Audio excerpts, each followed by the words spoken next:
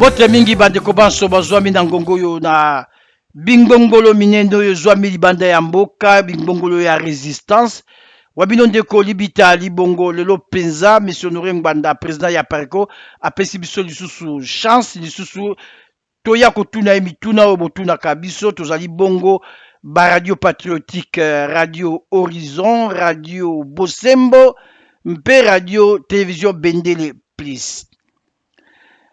Monsieur Honoré Ngbanda mbote na yo boni nzoto président Honoré Ngbanda. Mbote mingi libita nzoto ezali bien na ngolu ya Nzambe ndenge oze komona je me porte bien napesi mbote na bino banso lokola bozali na kati ya etando eke po ya masolo toze na ngolelo na pokwa napesi pe mbote mingi na bandeko ya biso bana Kongo nyonso tu baye bazali kolanda biso pokwa ya lelo po tokoka kosolola makambo oyo etali mboka na biso ndenge ezali kopela moto pe toyeba eloko nini ndenge nini tokoki kobongama.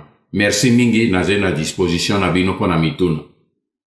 Merci na ndenge opesi biso penza occasion po toya lisusu liboso na yo totuna yo mituna oyo penza ezali kotungisa biso ba congolais pe ba patriote na libanda pe comme na kati ya mboka. Actualité oblige lelo bato ebele bazali koloba mingi na makambo tali sorti ya monsieur Jean-Pierre Bemba Gombo et surtout likolo na mikano ya zwi likolo na kozonga mboka Kinshasa pona kokendela na mapona mitona ba élection ya le 23 décembre. Yango penza totelemi mingi mpoto mika otuna mais mituna na ngai lelo nazali na misusu na mituna ya mike na se na kati na mama na mutuna ya liboso.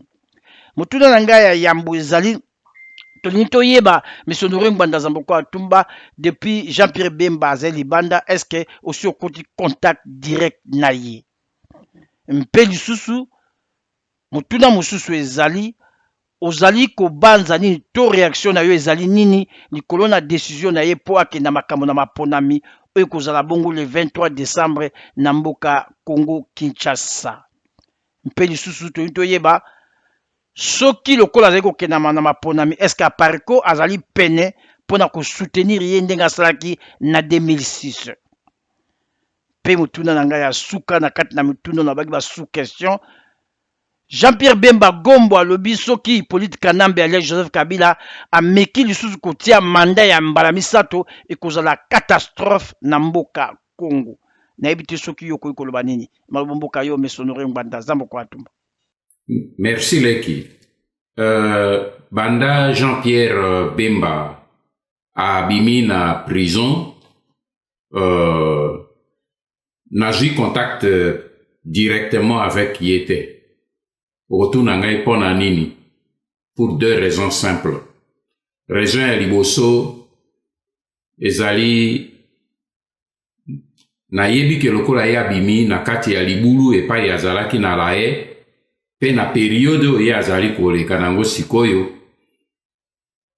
aze lokola moto batieli ye bracelet électronique invisible ye moko pe ayebi basinga na ye nyonso tu bambila baze kotia matoi na kati donc songa na lingi kosola na ye masolo politique na moment oyo boye o période tozo travailler tozo traverser oyo eze na singate et puis ami bale abimaki pona ngai ezali ape mandenge ye moko alobi ajoana no contact na famille et tout et puis après parce que ba congolais belé lokola bimaki ba sopani pona kolanda kozwa contact et tout ça ngai nalandaka maite nalandaka moment na ngai oyo na moni ezali favorable to kozwa lisolo na pesaki message na un de ses collaborateurs proches pour a souhaiter ye bonne sortie et puis a présenté mes vœux de sympathie lokola utaki kobima a remercier ngai par le même canal et je crois que c'est suffisant.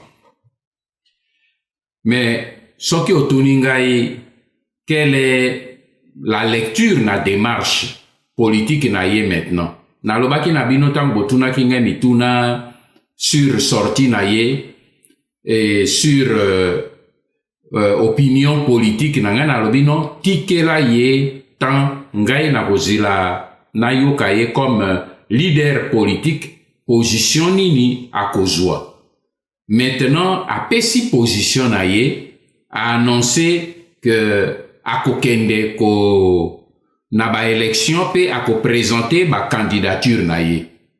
Pon ngai ezali dommage.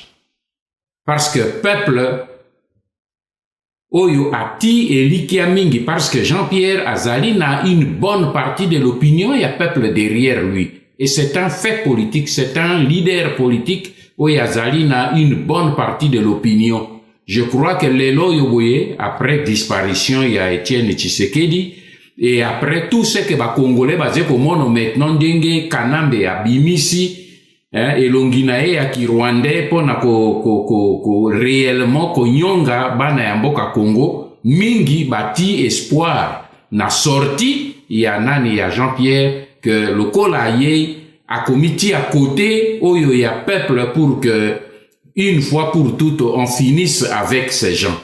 Mais comme aye comité na kati ya libulu oyo ya ba élection nakanisi ye moko azali un bon analyste politique et un bon stratège militaire parce que il l'a prouvé na bitumba ndenge abundaki pona ko telemela nini gouvernement ya Laurent Désiré Kabila. Mais na 2005-2006 esika akendeki na ba élection ayebi ye moko force politique nini azaki nango, force militaire nini azaki nango, force stratégique nini azaki nango, et soutien logistique nini azaki nango. Mais eleko wana e marchete. Alors, lelo yosoki azongeli même schéma, pona kolobake akei lisusu, komiti anakati, et puis ndenge lokola otuni ngai ndenge ya lobi, est-ce que soki ba nini Kabila a pesi candidature na ye et kozala mabe, mais naze komitu na simplement une seule chose. Biso ba Congolais toze ko réfléchir na moni eze mentalité eze ya biso nyonso ba Congolais. Congolais lelo soko yebishi ke likama eze wana ya ko préférer akufa bongo sikawa boy a comprendre que likama eze wana ba ebisho ke nyoka eze na kati ya libulo pe nyoka wana eze na ngenge ya mabeso ke suyo il faut okufi ote lokwa ballon nange pe na kati kuna ngati mosapi na zwa soko nyoka wana swinga ya alo na koboma ye oui même ta obomi nyoka wana me yoko kufa déjà parce que nyoka wana ko soya. Jean-Pierre Azali un homme politique na kanisi propos, rien que propos oyo boye Kanambe alobaki yango na palais du peuple dernièrement. Alobi bato mingi bazo kanisa ke na koloba que comprenez mon émotion. Mengai na koloba plutôt comprenez ma passion pour le Congo. Est-ce que Jean-Pierre a compris que avec ces propos-là, Jean-Pierre Bemba, nani Kanambe a posé candidature te parce que ndenge lokola lobi na conférence de presse na ye a soki a posé candidature na ye et kozala catastrophique pour Namboka, mais il a déjà fait comprendre que a posé candidature.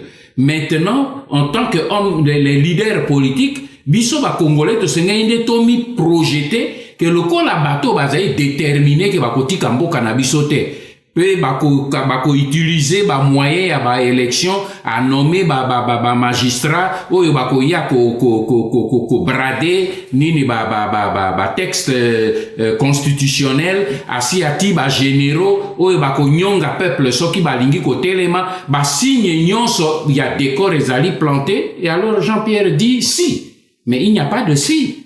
C'est clair que Kanambe va le faire. Nous en tant que na moment ya zali il fallait plutôt Tomi projeter comme Kanambe a kosala biloko wana position na biche zalani. Il a peut-être sa stratégie que je ne peux pas lui donner un procès d'intention. Alors voyons voir, sera-t-il capable comme tous les autres politiciens Tango Kanambe a posé candidature, seront-ils capables alors cette fois-là de rejoindre la vision de la résistance pour qu'avec le peuple tout est debout? C'est la question que je pose. Merci beaucoup. Voilà, merci, merci Mingi, monsieur Honoré Ngbanta, Nzamboko Atumba. Et c'est vraiment kozala na yo na pokwa lelo na banzi na ndenge oyanoli na kulutu libita nzoto ezali kolongono tikana le kano ya ngai mutuna ya liboso. Monsieur Honoré Ngbanta ezali à propos donc il y a opposition na ba groupe ebele à société civile bazali kolengele veza mikolo oyo pour ça la suba marche soki Joseph Kabila otobengaka Hippolyte Kanambe apesi candidature na ye pour na troisième mandat tomoni mpe lisusu ba intellectuel ezala ba oya kati ya mboka mpe libanda mboka ba sangani contre cette candidature. Alors chance nini yo en tant que leader politique mpe analyste politique munene ya situation mboka na biso ozali ko pesa bango contre cette détermination. Il y a Hippolyte Kanambe Oyemoko a juré que azali na passion pour la RDC et que akotika ebongate. Merci mingi Leke Grégoire Watupa pour la question na yo concernant bandeko pe agitation bandeko ebele basé ko sala ngai pe naze ko yoka yango ici soki Kanambe asali boete ati candidature alors to hotel misa peuple bandeko église catholique pai bandeko ya nini ya ba opposition prétendue opposition pai nyonso tout basé ko zila suspendu à la barbe de Kabila, ce qui a daigné pour poser candidature, alors en ce moment-là, nde bakobenga peuple. Mais frère, isika nazo ka mboka na biso mawa yango wana. C'est-à-dire, problème ezali na niveau ya peuple te baleki nanga. Problème ezali au niveau ya biso ba leader. Les leaders doivent se projeter devant. Doivent faire une projection. Le leader a kozilate likama nyoka ekota na ndako bongo siko ya lo babu kamata wanzete non. Leader a kotale pa nini malusu ezali pote nyoka ekota akokamata ba disposition na lopango musika pour que ba nyoka ba traverser ba kota na ndako te. Mais biso tozo zila ba yebi si na toyi ba yebi très bien. Ba leader nyonso ba yebi très bien que Kanambe en tant qu'occupant rwandais à la tête et à tout power na RDC à côté ka pouvoir te ye moko alobebi bino polele na kolongwa wakaka na une balle à la tête et c'est normal parce que ce jeune homme est entré avec des bottes de jardinier comme Kadogo sans passeport comme immigré clandestin et quelques temps après ba ekoti ya na tête ya mboka ayebi ndenge ya ye binonde bobosani me ye abosanite. Et c'est pour cette raison que la logique na ye et sikazali ayebi ke akokende comme cela jusqu'au bout. Et bandeko nyonso tout ezala ya opposition ezala banane bazali kobosana une chose, c'est que Kanambe atikali na logique ya négociation oyo ya salaki na ba politiciens congolais na poto na Ibiza. Ayokanaki na bango bati ke la ye temps a empiler, a enchaîner.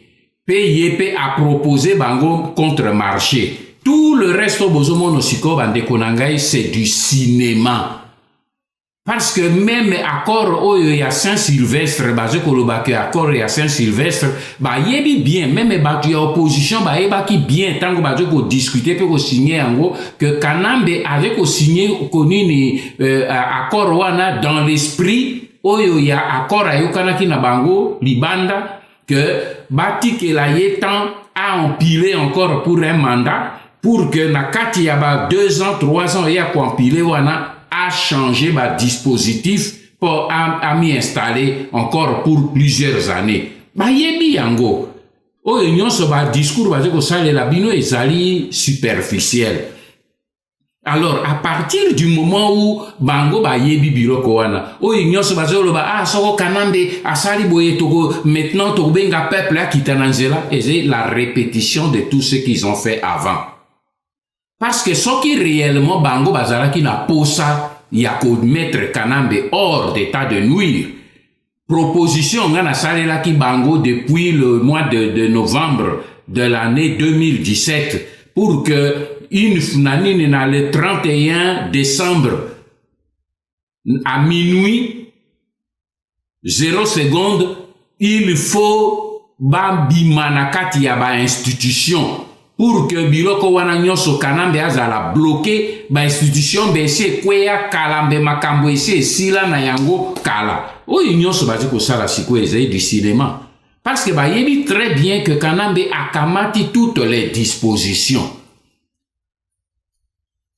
ezala sur le plan militaire ezala sur le plan judiciaire ezala sur le plan politique parce que sur le plan militaire asali mise en place ya basoda na ye sur le plan judiciaire asali mise en place ya ba magistrat na ye et sur le plan politique a outi ko créer FCC na ye mais tout le décor est planté pour que ce bonhomme reste là bacholo ba si le si répond à quoi parce que le tout est déjà là balobaka si ce qui vous avez certain mais aujourd'hui tout le décor est planté alors bato wana biloko bato ko sala ezali tout simplement pour na endormir le peuple parce que bazali na courage ya ko abandonner ba avantage na bangote pour que ba sauver peuple congolais na likama oyo tozenango voilà c'est toute la vérité. Merci, merci Honoré Ngwanda pour na eyano kitoko na mituna ozali kotuna na pokwalelo. Naleka très rapidement na deuxième question nangai oyezali est entrée, c'est une question est entrée donc na maye matali communauté internationale mbala oyo tomoni bango mokili mobimba ko banda na États-Unis d'Amérique te na Afrique mpe na ONU batelemeli Joseph Kabila ou Hippolyte Kanambe mpo apesa candidature na yete. Est-ce que mbala oyo mwana mboka Honoré Ngwanda ozali comment on a été peuple congolais a koki ko compter sur communauté internationale te poete to mega ko bingana Kabila na ebonga esika nganzami na mutu mboka na biso monsieur Honoré Ngwanda na ipa na yo. Leki nangai Grégoire Watupa, merci pour la question oyo tuniwana. Soki cette fois-ci avec cinéma ou les kanakati à communauté internationale, on peut espérer quelque chose. Permettez-moi nape sabino une précision. Tout d'abord, naokaki leki nangai matanda mamboyo ndenge alobaki dernièrement na micro ya Congo Lulendo. Leki nangai alobi communauté internationale ezalimi balé. Non, je crois que c'est une erreur de lecture. Communauté internationale, balé ki nanga eze kakabo moko. Ezemi balé te. Communauté internationale eze moko. Mais communauté internationale wana ndenge na komera bino yango na livre stratégie du chaos et du mensonge. Communauté internationale ezali hydre. Hydre ezali monstre moko na mythologie grecque.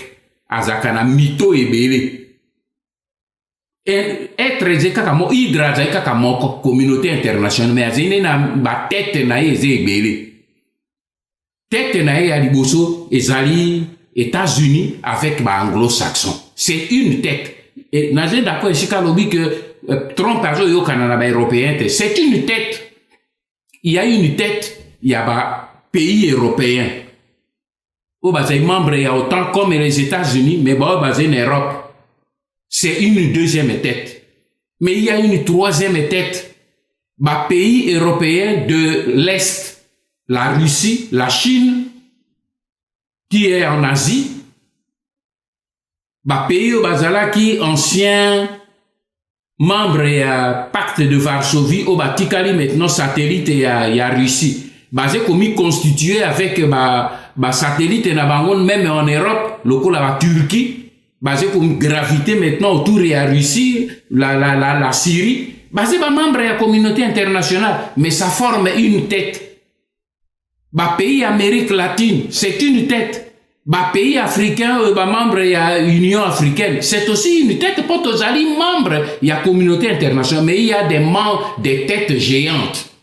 Oui, c'est qu'on lit à bas mon sous. Oh le quoi États-Unis, dengue tolobi, et tu à l'Europe. Ezala ya nini ya Russie bazali na conflit na kati na bango ba mito wana biso ba yo bazo li ya biso tozali face na hydre o eze na ba tête ebele communauté internationale c'est un monstre à plusieurs têtes et na kati wana Kanambe comme ba nini tata na ye Paul Kagame na Rwanda bazali ko jouer là dedans bandeko na ngai bozila rien na communauté internationale, ezala États-Unis, ezala Europe, ezala Russie, ezala ni bozila rien na bato wana bandeko na ngai. Parce que baze ko se battre motu na motu po na intérêt na ye. Et Kagame na Kanambe ba comprendre que sikoyo boye lokola tête oyo ya anglo-saxon e utilisaki bango. Et bandi koluka kobwaka bango moni tango ba utilisaki bango na Rwanda. Rwanda alongwaki na francophonie pas ake akoti na Commonwealth. Maintenant lokola moni ke kuna tête oyo ya Commonwealth e komeli e moto abimite apoti mbango aye kokota po wapi azongeli francophonie. Po ye nini Kagame azali intelligent avec lobby na bango ya Tutsi Power, bazo sala analyse, bazo mono ndenge nini ba jongler avec la communauté internationale. Yango moni na situation toze nango yo boye bango ba yebi que soki ba mi accroché na Russie na Chine okomona lobby Kanambe ako jongler avec la constitution. Tango bango bako sangana kuna na conseil de sécurité na ONU, porte baluka ko frappé ye, Chine na Russie bako émettre veto bloqué. Biso to botika la tozo lela, mais bango bazo continuer. Yango na lobaka na bino na lobite que to rejeter, to koki ko sala rien. Biso tozali membre ya communauté internationale, mais to koki to compter likolo na communauté internationale te aza monstre. Biso nde to luka ko jouer na force ya peuple na biso po tozala na no fort à l'intérieur. Il y a que monstre wana akokaka kolia te kaka nyama moko o babengi e peuple. Akoki kolia ba dirigeant, ba leader politique, ba corrompre bango, ba bouma bango, ba tia bango na prison, sauf le peuple. Ba kolia, ba ko bouma jamais le peuple congolais, ba ko tia jamais le peuple congolais na prison.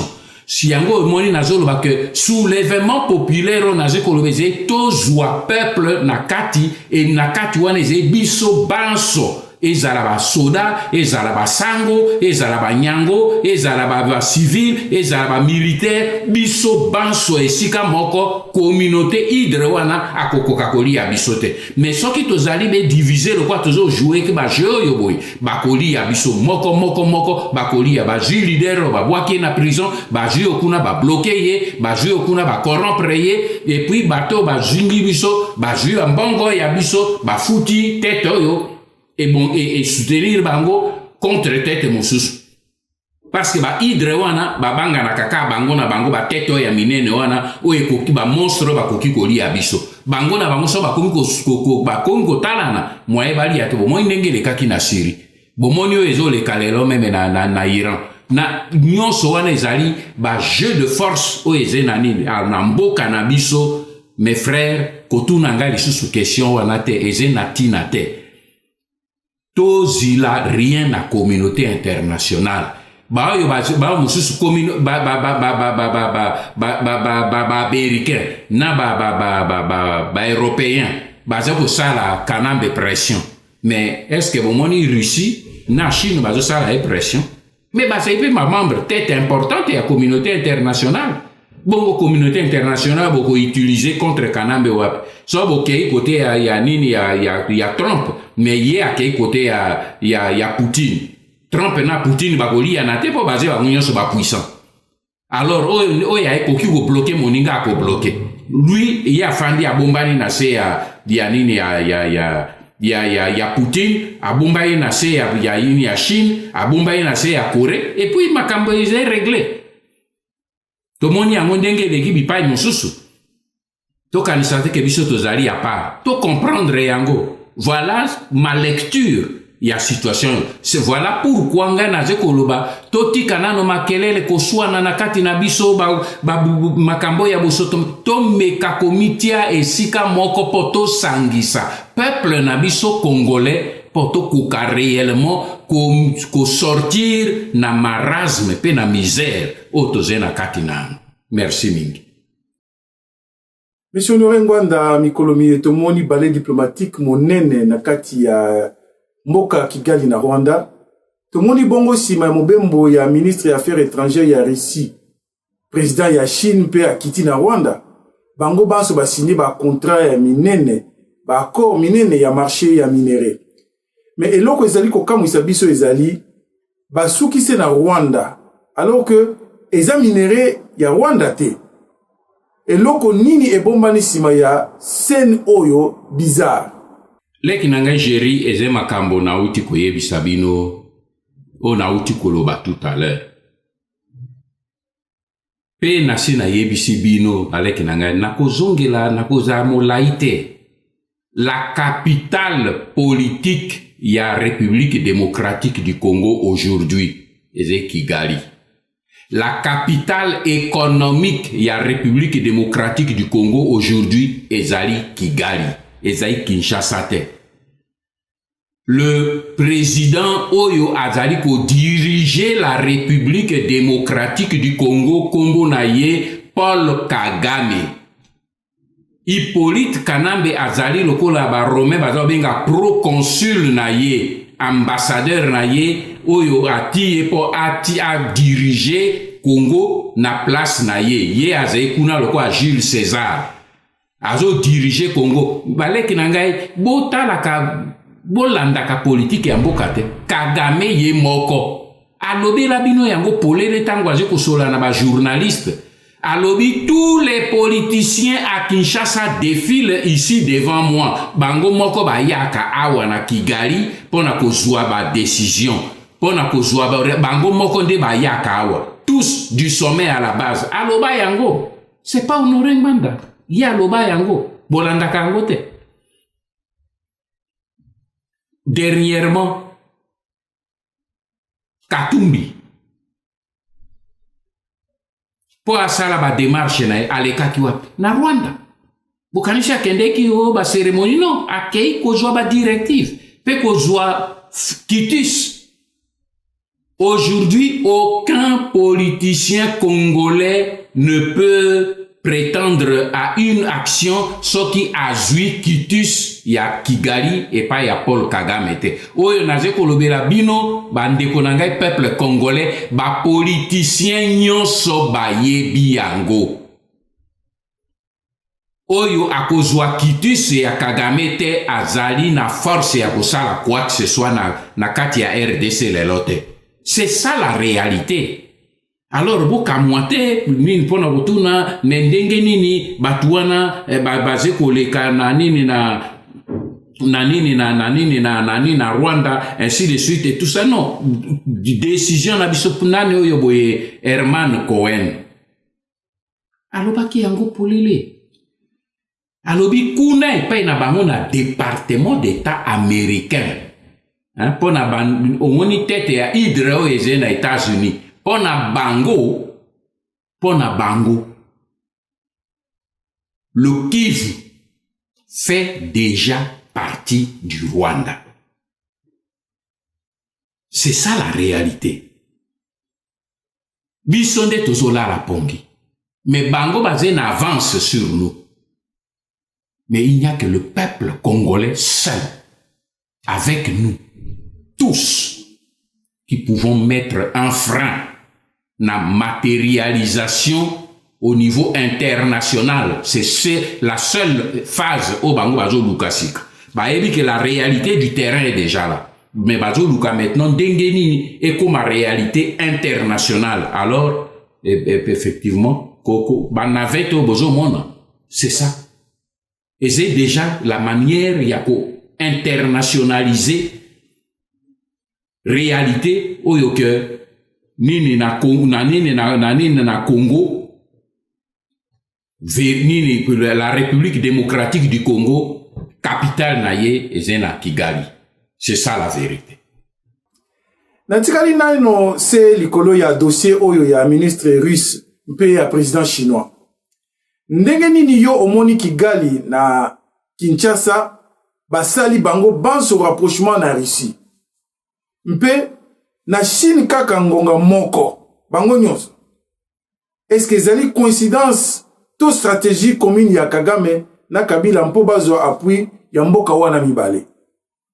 leki jeri nakanisi outi kolanda ngai ndenge nauti ko expliquer. Nauti ko expliquer yo que capital ya Congo Kinshasa ezali Kigali. Président et nabiso oyabino na Congo ezali Paul Kagame. Alors soki ni président azek orienté le proconsul il faut landa été des problèmes et à coïncidence c'était et des problèmes et à logique longola mot coïncidence remplacé simplement par logique et des problèmes et à coïncidence c'était des logiques parce que président et azali orienté makambonyo soaze na Kigali. Alors lokola yé maintenant a komi nan kaka a nini biloko bozo kanisejo le kanana nini na Kinshasa. Kagame a coquille jamais qu'on trahir ou bien qu'on combattre régime où il y a Kinshasa, il y a Tutsi Power. Ce serait illogique. C'est comme Balobaka, il se fait Arakiri et ça les makate. Bato basé na Kinshasa nyonso, basé Tutsi Power bazo dépendre nae, collabo nyonso bazo dépendre nae. Donc il y a motazo opé orientation. Donc lokola nini amoni kaka e bandiko ya na côté ya basien allié na ye américain yango no moni sikoyo boy a mis désorienté rapidement vers le pays de l'Est et avec son proconsul Kanambe Hippolyte bango nyonso bakekuna yango zomona visito baze koya mais botala te bandik nanga bazo longwa kuna bazo ya na Kinshasa te bazo longwa bazo kita na Kigali. Pe na Kigali bazo signé ba accord ya ba minéraux ya ba biloko oyeze na kinanini na RDC. Bande konanga il faut basa la bino dessin. Il faut vraiment que basa la bino dessin. Ba tu bazo longwa na Russie bazo ya na Kigali. Ba signé ba accord liko na minéraux ya Congo. Bazo longwa kuna na Chine bazo ya na Kigali. Bazo signé nini ko na minéraux ya Congo. Bongo sikozo tout na coïncidence. Quelle coïncidence? C'est une logique. Le chef d'État du Congo est à Kigali. Alors, ce qui est congolais, on dit que le quoi maintenant est bandit au Kamata ampleur sur le plan international. Excusez-moi, toti kayango kakaboe. To le kisaka kaka tanko finga na kana kati na biso, kowela kaka ka ba élection, ba transition et tout ça. Mais alors, to tika la na mai tozolela. To trahir peuple na biso. Rôle nangai ezai ya ko réveiller le peuple. Il y a qu'on réveiller bino ba jeune. Pour na koloba que tikana no entre parenthèses makele lo ba politicien ba osfer la bino. Bolingi be komi ranger ngai derrière Katumbi, ngai derrière Songolo, ngai derrière Pakala, ngai derrière Dokolo, ngai derrière ceci. C'est pas le moment d'être derrière ceci ou celui-là. Non. C'est le moment d'être derrière l'intérêt à peuple congolais, ce qui est c'est la survie du peuple congolais. Soyons derrière la survie du peuple congolais, derrière l'intégrité territoriale et à peuple congolais pour combattre la balkanisation, combattre la division, combattre la destruction de l'État congolais. Mes frères, c'est ça. Soki to sali yango lelo te tolobito continuer kan ndenge tozo continuer ngai derrière Songolo ngai derrière Pakala. Alors beaucoup monde ndenge makambo ko komela biso. Mais j'espère que to komi réveiller. Merci mingi. Merci monsieur Noreng Banda Zamboko Atumba mutuna mususu yangoyo ba congolais ebele na kati na mboka pe libanda ya mboka ba komi kozela transition sans Kanambe, transition sans Kabila. Balobi ezali komi lengele mpo bakonzi lokola to bandeko lokola mukwege to Cardinal Musengo bazala wana to basalisa masolo wana ya transition sans Kanambe. Toyebi te soki par magie to par miracle eloko boye salami est-ce que lingomba na yo ya pariko mpe yo moko ozali prêt osala na gouvernement wana na bandeko wana? Leki libita ngai nako participer na transition ezala conduit par mon cardinal Mosengo, conduit par nini nani Mukwege, conduit par X ou par Y, nako participer mukolo bakoye bisangai comment et quand bato balingi ko conduire transition sans Kanambe bakomi débarrasser na Kanambe ye moko.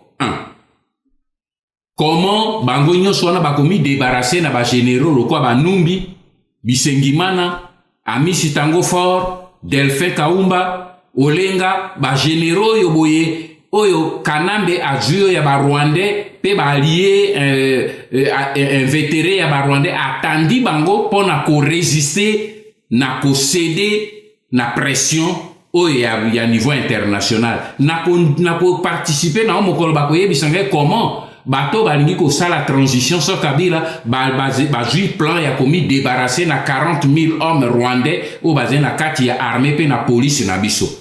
Comment ba komi débarrasser na 42 généraux rwandais au bazin na kati ya armée pe police na biso. Tango ba kopesa ngai schéma wana pe batali singa comment ba komi débarrasser na bango moko. Alors en ce moment moi je viendrai participer.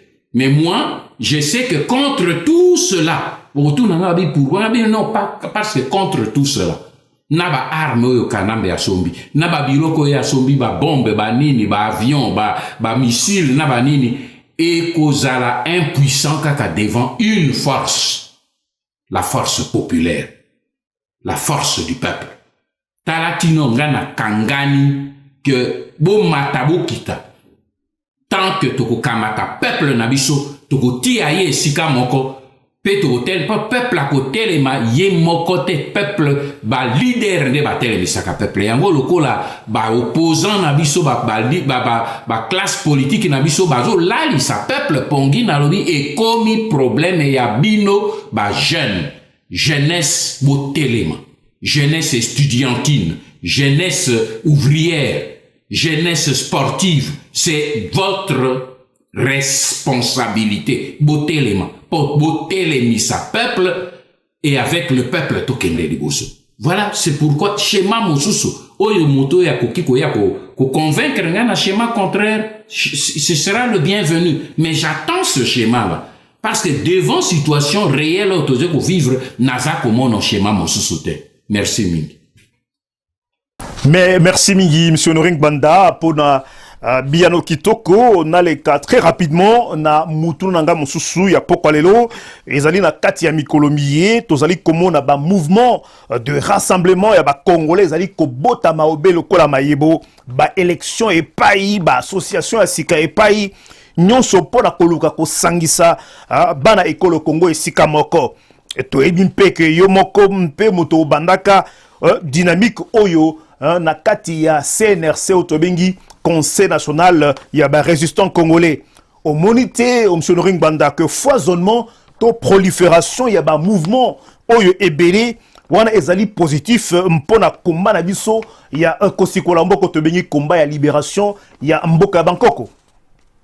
Merci leke Grégoire Watupa pona motuna na yo nazali komona naze ko assister na ba multiplication pona koloba prolifération te multiplication ya ba plateforme oye ebimi awa to sangisi ba congolais kune ebimi boye to ti ba congolais sika moko mususu ebimi boye biso tozali 1 million to poni ba to po ba diriger nini diaspora c'est naze komona yango mais soki na kokina répondre na motuna na kopesa une petite image omoni boze na kati ya mboka.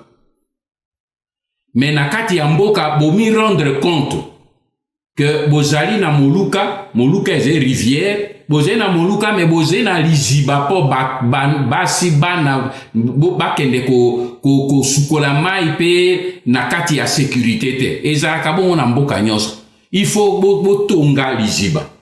Bozwi groupe moko bolobi tokende ko banda biso toyokana tokende kozala nini mboka ya coin na bino baboze kuna tusa tosa kaka liziba moko ya monene ya kitoko po to sukola na kati bas nini un groupe sangani eke ebandi ko timola libu esali liziba mai ebandi ko kota pe babandi ko fungola logique ezenini ezaike bande ko mosusu ba oki kuna babandi ko timola tokende totia maboko biso nyonso tokota na kati tofungola ekoma monene e joa espace pona biso banso mais soko moni bato kofungola ba kuna babimi abi bino bato bozo timola wana bobima boya biso to boya kubanda ko timola na biso menano batimoli eloko moko te tokendo timola liziba mosusu kuna ba mosusu babimi bino kuna boya ko tokendo ko timola lizibe pa mosusu mais logique ezate logique eze ke bato babandi kotimola bino so bolingi réellement te toza esika moko boya kokota po boto fungola eze propriété privée ya bato babandi te po bato babandi lijiba eze po na mboka mobimba.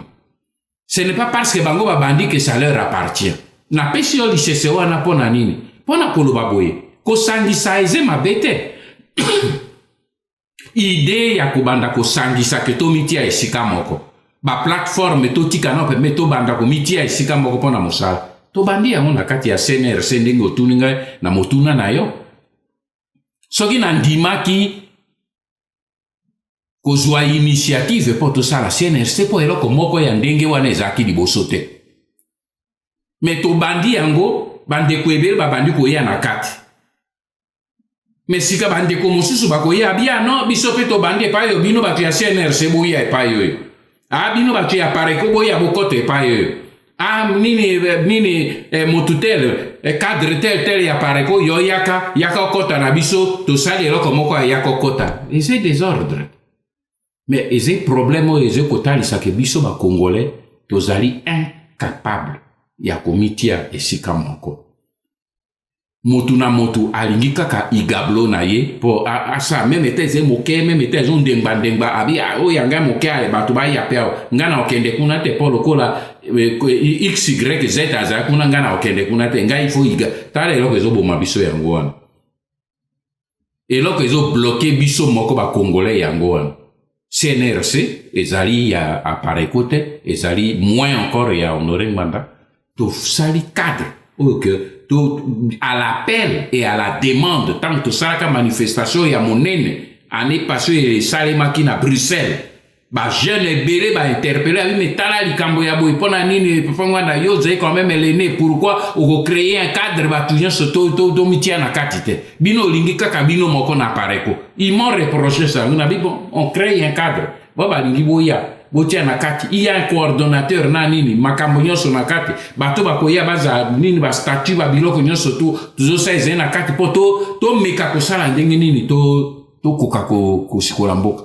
Moi je ne peux pas interdire aux autres Congolais le droit de créer leur mouvement mais to créer ba groupuscule et puis encore ce qui est dangereux dans tout ça c'est que Tutsi Power, connaissant mentalité ya biso ba Congolais, que tolinga ka jamais comité ya biso nyesi sika moko, il favorise ça. Dès que bando moni ba lukipe bato na bango, oyo ba pesa ave bino peut créer le côté et pesa ombrage na CNRC. Ça le côté le pesa ombrage na Pareko. Ça et c'est à ça que nous vivons.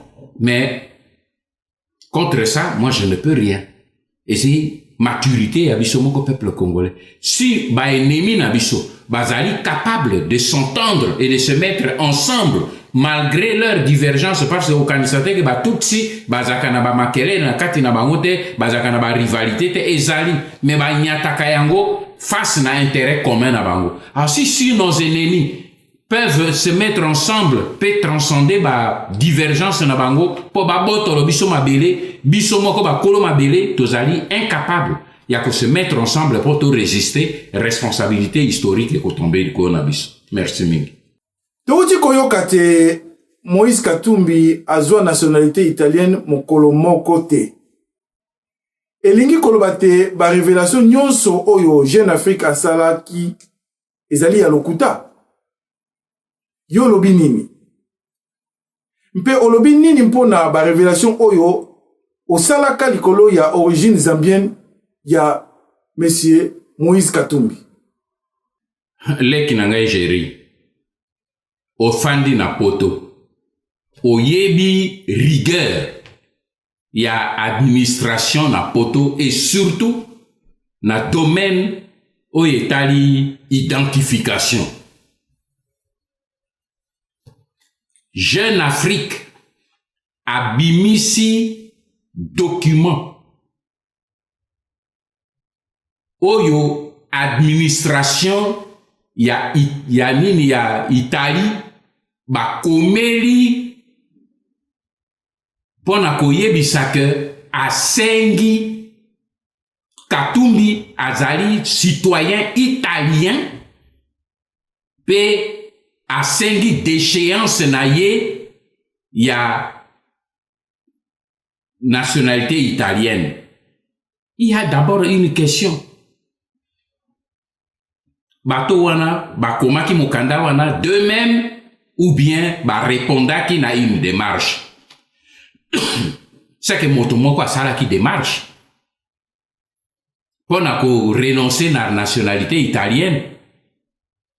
Et eux, ils ont répondu à cette démarche. Alors, les Kinangai, Géry, vous croyez vraiment qu'une administration italienne a comme la yo mokanda pour kolobate aux alaki citoyens italiens et la même situation, une administration italienne aya kokoma mokanda pour dire que tu n'as jamais, que monsieur Katumbi n'a jamais été citoyen italien. Pe ozoyemo sérieux, il faut pas ça leur dessin. Ozomono ba jeu ezali wana te. Ezala ba réalité oyo to relevé yango na côté à Zambie. Agence France Presse à reprendre plainte, il y a ministre zambien Oyazala qui ko réclamer Katumbi en tant que citoyen zambien. Banda wana pona nini ti lelo Katumbi ou son entourage n'ont jamais dit non, cette plainte-là est fausse parce que Katumbi n'est pas citoyen zambien. Au Congo, est-ce que ça existe quelque part? Non qu'on aille oyo a déclaré publiquement na kati ya presse yango pe ya bisote ya bango moko ya Zambie que non qu'on aille ezali Katumbi et Katumbi ye moko na ba interview na ye in ilo tempore non suspecto kwa ye bakate ke akoya ko mentir lelo a vuaka na nini na interview na ye que mama na ye atindaka ye na consulat ya Zambie. Mama na atindaka na consulat ya Zambie pour ça ni. Soki biso ba congolais nde to moni ke mboka na biso ezei na valeur te. Alors etali biso bande konanga ba mboka mosusu oyo ezali na valeur te. Toze na situation moko dangereuse. Po tozali na bamboka mosusu oyo bazali na pauvreté naturelle inouïe po mabele na bango nzamba pesa bango eza pauvre. Bazo luka epai nini bakende ko survivre. Mais soki batali bakomono quelque part na Congo epai yo nzambe atondi sana nkita mais bakolo mabele wana ba bolole. Bakipaka mabele wana te bakoloba nini yango no okaka ba tutsi rwandais bazolo bababi les Congolais ne méritent pas le Congo parce que ba zoba ba yebi valeur ya Congo te biso ba tutsi nde to yebi valeur to zwa yango na Kagame azo sala ila bango mokili mobimba démonstration abi omoni bango bazalaki na bakita wana ba yebi valeur nango te biso to zwi yango tala ndenge toze ko développer alors bo tikela biso to kende ko zwa po mokili mobimba to gérer yango bien mokili mobimba a profiter nango tala biloko ezali dangereux et ko jouer contre biso c'est notre médiocrité notre inconscience et notre insouciance baleki nangai soki biso moko to bimi na kati ya bosoto wana te to kolela mboka na biso kaka na mai na miso. Merci mingi. Merci de monsieur Noring Bandaza boko atuma mutuna na musuangoyo mikolo mileki na site ya Parico na Lady Patriote ba relayer document moko monene peze zali trop akabla likolo na ndeko syndicat dokolo mais moto akomi mokanda oyo zali bongo patriote monene na kombo ya Eric Mulalu oyo akomi mokanda oyo na makomi na ye ezali kotalisa lokola syndicat dokolo mpe mwasi na ye bazali kosala misala oyo ezali penza na intérêt ya mboka na biso Congo te toli toyeba yo koyi koloba nini na manso oyo ndeko oyo akomi mpe ebandi koningisa mwa bato ebele makomi ya ndeko oyo akomi na site na Parico. Kilibita tika naib sabino lelo quelque chose avant de répondre à la question au sujet il y a motuna otuni sur leki nanga dokolo nga ko benga leki te mwana nanga dokolo et vous allez comprendre pourquoi na kolba mwana nanga dokolo tata na ye peut-être dokolo ayebi yango te mais tata na ye dokolo fut très proche avec moi les dernières années au Tozaki Namboka.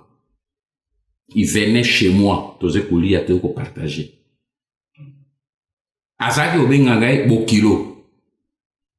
Et je crois que Nani Ayebi pourquoi? Parce que à Botaki na une femme, une jeune fille, un bandit.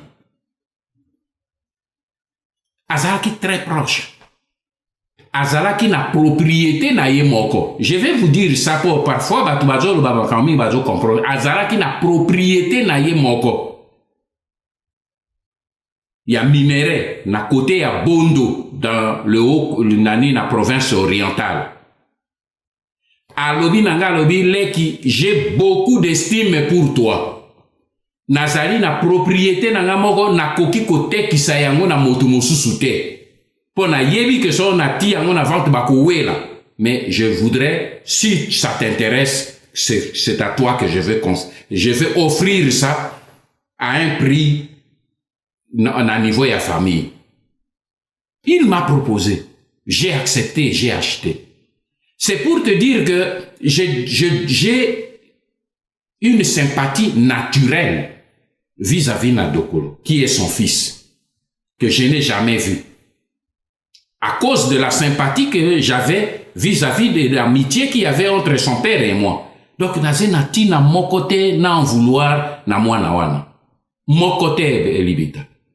Mais, awabouye na yebi sabino nabi tozali ko sala politique, et c'est un combat politique pour la nation. Pour l'avenir de la nation. Et devant cette optique-là, na yebi sabino nabi ozala, mama nangai, ozala tata nangai, ozala bandeko nangai.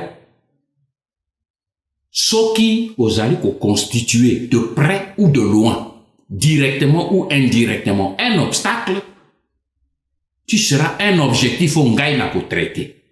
Sans état d'âme. On ne fait pas la politique avec la haine, le règlement de compte. On ne fait pas la politique non plus avec le favoritisme. Ah, pour le quoi naïba ki papa naïe, tout ça, non.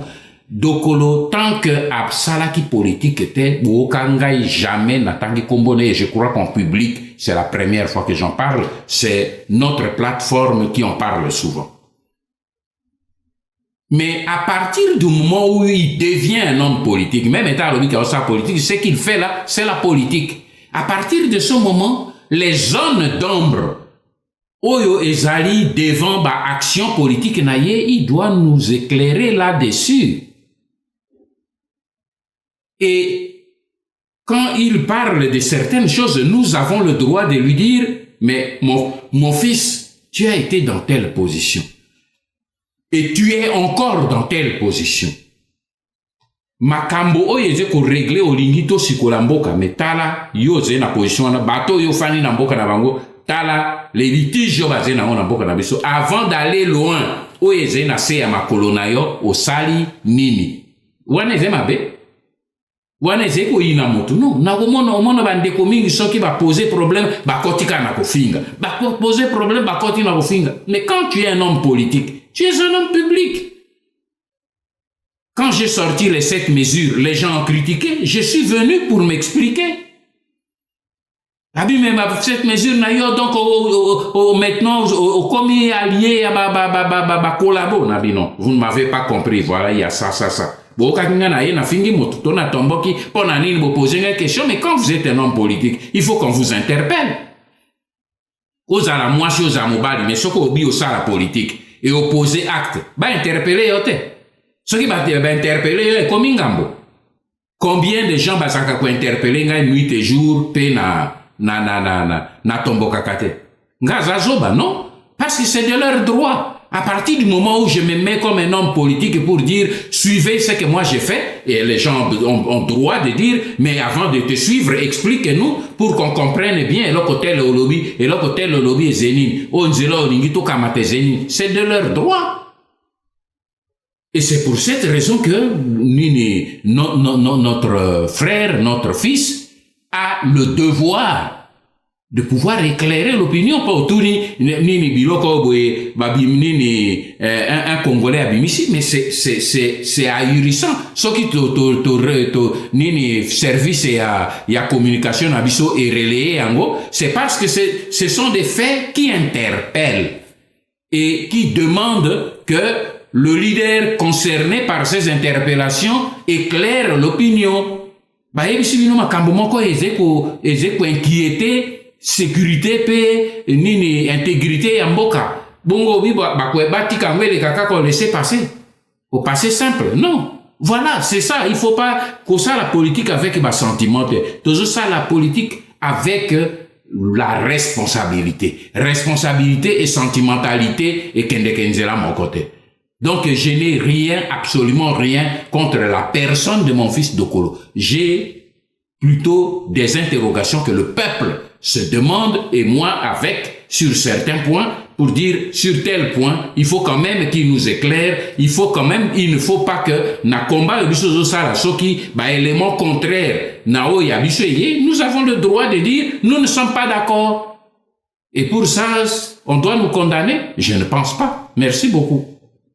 Voilà, Tokomiko tendre petit à petit na souka entretien la biso l'homme sur le ring banda, mais avant d'en arriver là, tika un peu na meka kolokota mutuna zali kutuna ma mikolomiso na minoko ya bana mboka ekolo Congo, mpo na kosuki sa masala biso na manso ti kolobela biso et monani polele te situation ya mboka la biso ezali vraiment catastrophique, ezali très préoccupante. Okoki kolobela biso lelo stratégie ya CNRC mpe apareko lingomba oyo moko zali kokamba na lelo mpelobi stratégie nini bozali nango pona kobikisa ekolo ya bankoko République démocratique du Congo. Monsieur le Ringmanda nazongi panayo avant aussi de s'entretien la biso pourquoi lelo. Merci Lek Grégoire Watupa, et je crois que cette question là ezali pratiquement le résumé et co-constitué l'Ilobananga Yasuka. Pona koyeba quel est devant le tableau sombre où ils allaient se présenter, puis se profiler devant nous. Qu'est-ce que le CNRC et la PARECO comptent faire? Oui. Nakolobelo ango peut-être succinctement et d'une manière assez brutale. Et kokiko choqué, mais c'est la vérité.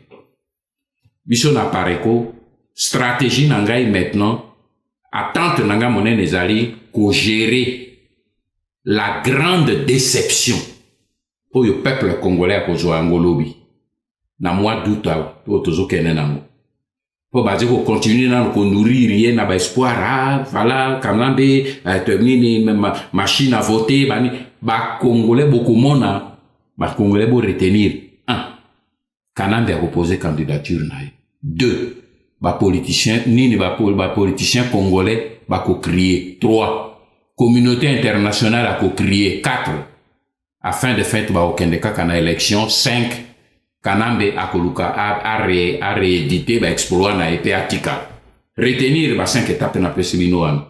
Alors c'est et les ko étape ya libosé ko salema on a limité token de tiba 5 étapes salema mais tango étape ya libosé ko salema tango peuple a commis rendre maintenant compte que makambo papa Noren Bandalo baki yango e salemi. Donc Kanambe a pesi candidature na ye ba politicien ba mi retiré parce que là qu'on a zila au moins pour tuni e wana na bigeze ilo balanga suka au moins na zo pesa bango nini faveur ya doute moko boy doute yango ezeni na lobi peut-être que enfin tango Kanambe a posé candidature na ye bango bako comprendre enfin que maintenant le temps de la vérité a sonné et vérité bimi poissa bako abandonner biloko na bango bazo sala baya ko rejoindre les mesures que n'a proposé bango que va stopper, comme cette fois-ci, et que vous avez sous institution, mais va stopper processus électoral nyonso. Ce qui va politicien banso, il y a opposition, va boy commis engagé dans le processus électoral contre ba dispositif oyo kanambe ati yemo ko apesi candidature ati ki machine à voter na ba dispositif ati soki au moins bango banso ba bimi élection, les élections ne pourront pas avoir lieu. Mais est-ce qu'ils le feront? That's the question. Point d'interrogation. Est-ce que bakozala capable? Est-ce que bakozala capable? Baboyi kobima na ba institution ta on a tourné bango na mois de janvier. Kanambe a continué ti, Kanambe wana azokende kopesa candidature. Tango akopesa candidature, est-ce que bakozala capable? Bango banso pour dire stop. Alors on arrête tout processus électoral peut me retirer. Est-ce qu'ils en seront capables? Ngai na bino total. Et tango peuple akokweya na kati ya déception ya suka toko monter au credo. Pour récupérer peuple pour maintenant ndenge na loba kia wa jeunesse prenez le relais tala schéma tozokena jeunesse prenez le relais pour maintenant le temps de l'action a sonné. Merci mingi toti a nyonso na maboko ya Nzambe nazai sûr que le pays nous appartient mais soki biso tozui responsabilité na biso ya komitia en action. L'action de Dieu viendra. Ndenge kwa na lobela pibino na niveau ya ba chrétien alobaki ôter la pierre soki biso tolongoli libanga alors Nzambe akosala oyo ye oyo biso tozali capable na kosala te. Que Dieu vous bénisse ingeta. Ingeta, que Dieu vous bénisse aussi, M. Noringbanta. Merci beaucoup pour la disponibilité nayo na pokwalelo leader ya résistance oyo chaque fois où ya kapo solola na bana ya mboka ya République démocratique du Congo ezala bao bazala kati ya mboka mpelibanda na pokwalelo tozala kina esengo ya koyambayo na ce plateau virtuel ya ce trio des médias patriotiques Radio TV Bendele Radio Obosembo Mpe Congo Horizon Media Plus. Vraiment merci mingi honoré mana tokozanga ta la prochaine kozonga epanayo pona kosenga toujours comme d'habitude au Solamba Namboka Nabanzi ete yomoko tikolobango ngonga ebelemi poète biso tolongola obela pierre et ya kosala oyo biso ali capable ya kosala yangote bozala qui très nombreux branchés sur nos médias patriotiques mpe na ba réseaux sociaux et quant à nous libitali bongo ndeko jiri nangai moko Grégoire Watupa tozali kotondo bino kotondo et toko retrouver bino na nos entretiens prochains et pour l'instant bonsoir chez vous et ciao.